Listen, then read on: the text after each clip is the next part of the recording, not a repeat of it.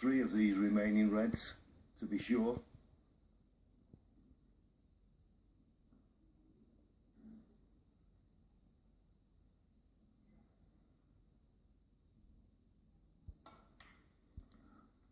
I'm sure Ronnie will say that Dr. Steve Peters has been a big help to him throughout this year's World Championship. He really has Ronnie in a very positive frame of mind. He's got him mentally in a very happy place, and that's the gentleman 54. sitting there on the right, leaning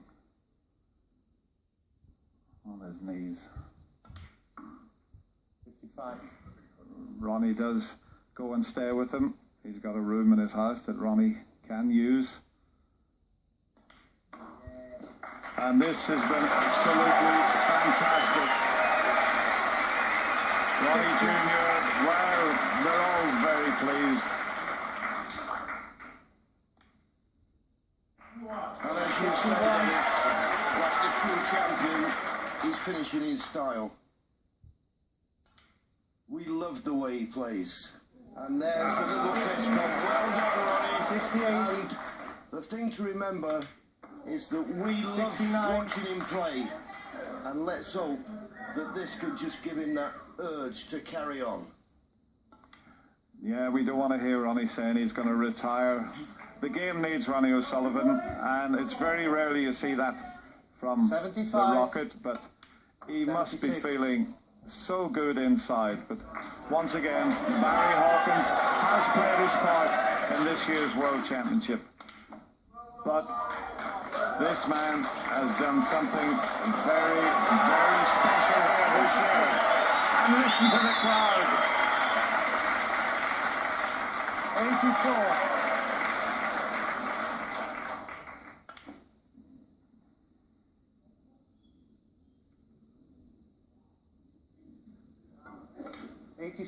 If he could get a century, it would be a record. It's not going to be a century, but what a fantastic defence of his World Championship. A lot of people didn't think Ronnie O'Sullivan could do it. And Barry Hawkins coming along and congratulates him. What a smashing final we've had. Fair play to both players, but you're looking at a genius there. Ronnie O'Sullivan is the 2013 World Snooker Champion.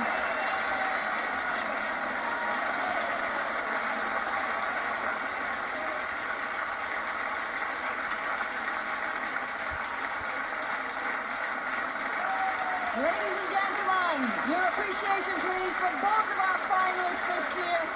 A marvellous, marvellous win for Ronnie and a wonderful achievement for Barry Hawkins. Barry, come and have a chat with me.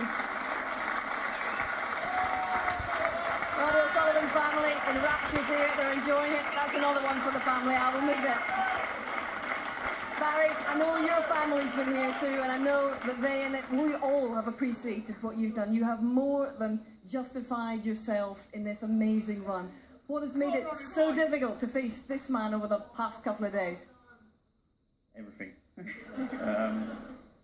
tried my hardest, you know, and I've just made a few more mistakes than Ronnie did, and you can't afford to do that against him, because I think he's just unbelievable, to be honest. And the way he makes it look so easy is just frightening for most players, and I'm just pleased the way I made some sort of game of it, you know, and pushed him a little bit. So. Everyone appreciates that, Barry. Barry, you won the first event of the season. You're runner-up in the last event. Absolutely no trace of burnout from you. How have you done it? I don't know. Just kept trying hard. I'm sure I'll collapse after tonight, I think, but it's been so hard the last couple of weeks. Come through. Cheers, mate. I love you too. Yeah, it's been so hard the last couple of weeks. Come through so many tough matches, but yeah, I'm obviously delighted to get to the final. But once you really want to try and win it and kind of come up against a tougher opponent. Tell us about this experience. The whole family's here. Your little mate, your son Harrison's enjoyed it as well. How special for them? How valuable an experience has this been to you and the whole family, Barry? Of course it has. It's everybody's dream, you know, to see me play in the World Final. It's most players' dream, but hopefully I've got a few more years left. Hopefully I can come back and win it one day. But it's a proud moment for everybody, but shame I lost, but Ronnie's by far the best player in the world, so there's no shame in that at all, really. Ladies and gentlemen, only 25 men have graced a Crucible final, and this is one of them. They can never take that away from you. Well played, Barry.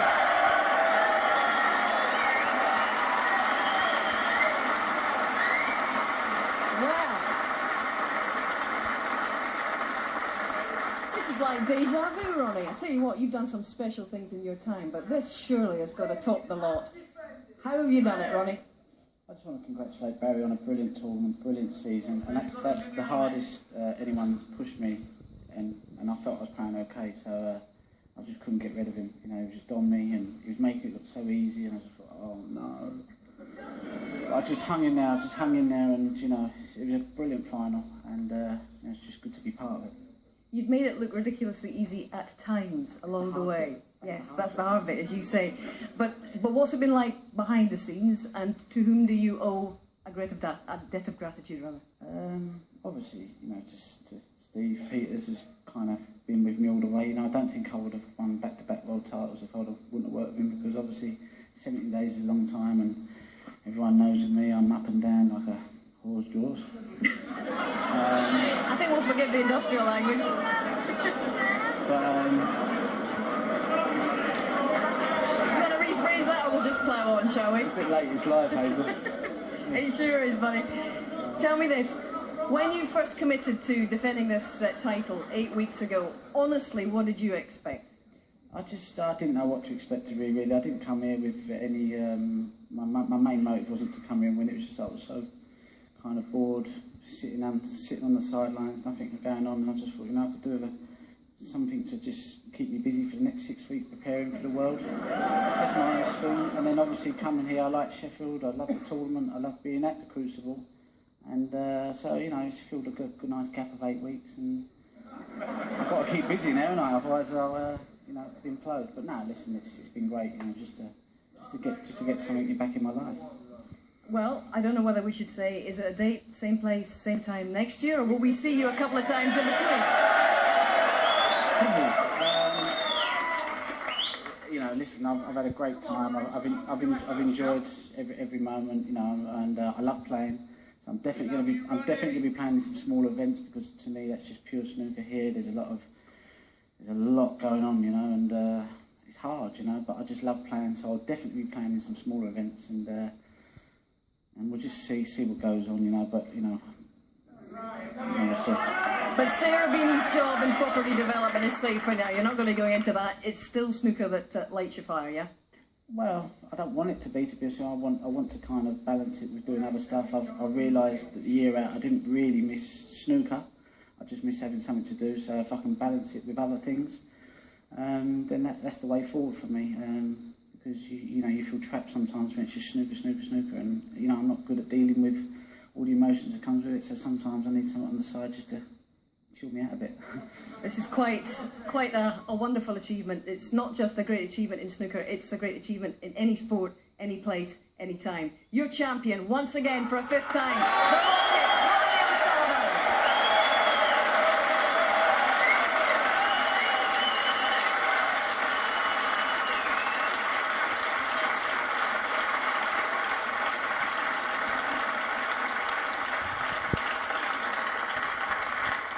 Well, ladies and gentlemen, please welcome your presentation party, Barry Orr, the Head of Public Relations at Betfair, and Barry Hearn, the Chairman of World Snooker.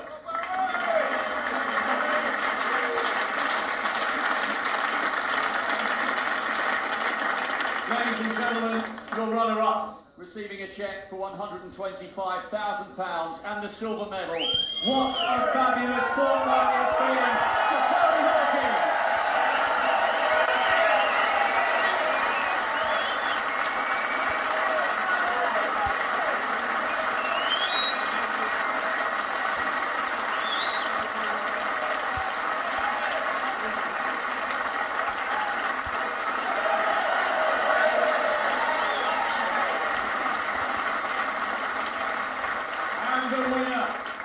receiving a cheque for £250,000, the trophy and the title. 2013 Betfair World Snooker Champion, the Rocket, Ronnie O'Sullivan.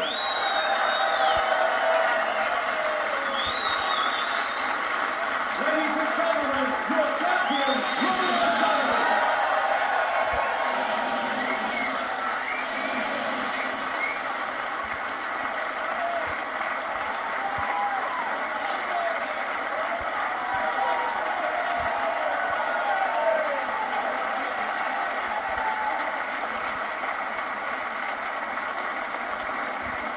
Well, Stephen John, still with me. These are now familiar scenes. Ronnie's done it again, back-to-back world titles. And how much further ahead than the rest was he over the last 17 days, Steve?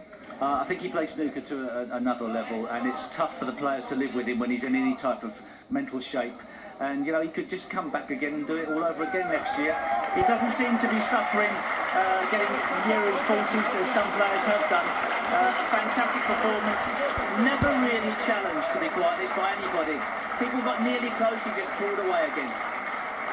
Where does this rank in the all-time list of achievements in your sport, John? I think for him, this is probably his best because of that 11 months stroke 12 months off. I mean, to come here totally cold, not had a match, we were all wondering what the first round was going to be like. He got through that and he got stronger on it. He played one session against Stuart Bingham that was from the gods. If you get a chance to watch that, go on your iPlayer, pick it up and have a look. That is the benchmark for everybody to play snooker. Indeed. I was going to ask you about everyone else. What do they do now? A man's just walked in after 11 months and walked away with the title. What do the other top players in the game do now? How do they strategise things? The top player in the game at the moment can only play the standard they can play at. But somewhere is a 12-year-old kid who's watching, who at some stage in the future may even take the game to another level. I know it's hard to believe, and it may be a long, long time before, a bit like Bob Beeman's long jump record. But actually, somewhere down the line, somebody will be inspired enough to put in the hours of practice. Who knows where that's going to be? John, what do you feel the others have to do now? Can they catch this man when he's in this kind of form anytime? Well, if he's in this kind of form, there's a big question mark. But listen, we've got a lot of talented players out there. You Selby's, you Robertsons, all these people. When they're at the best, they can give this fella a game. Don't make no mistake about that. The trouble is, when he's at his best, he's another level to every one of them. Yeah, indeed. See, John, it's been an absolutely amazing championship. There's been so many twists and turns along the way, but there's one story that's dominated, and it's the story that we have here tonight. In your mind, Steve, you said it would take a superhuman effort to beat him, and he's proved that he's certainly human, all right. He's told us that he cracked up on a couple of occasions almost along the way, but he's been so focused, so determined this time. Yeah, I think he's shown great temperament, stronger temperament than we've ever seen before, and a side to his game that people doubted he ever had. But he's shown the ability, when pushed under pressure, to completely hold himself together, like no other player has, to be quite honest. Okay, gentlemen, it's been fascinating. It's been great. I think it's time we took the long rest, the three of us. Thank you very much for your company the last 17 days, and indeed, thank you very much for yours. Well, it started out as Mission Impossible, but the Rocket, for him, it's mission accomplished from us all here in Sheffield. Good night.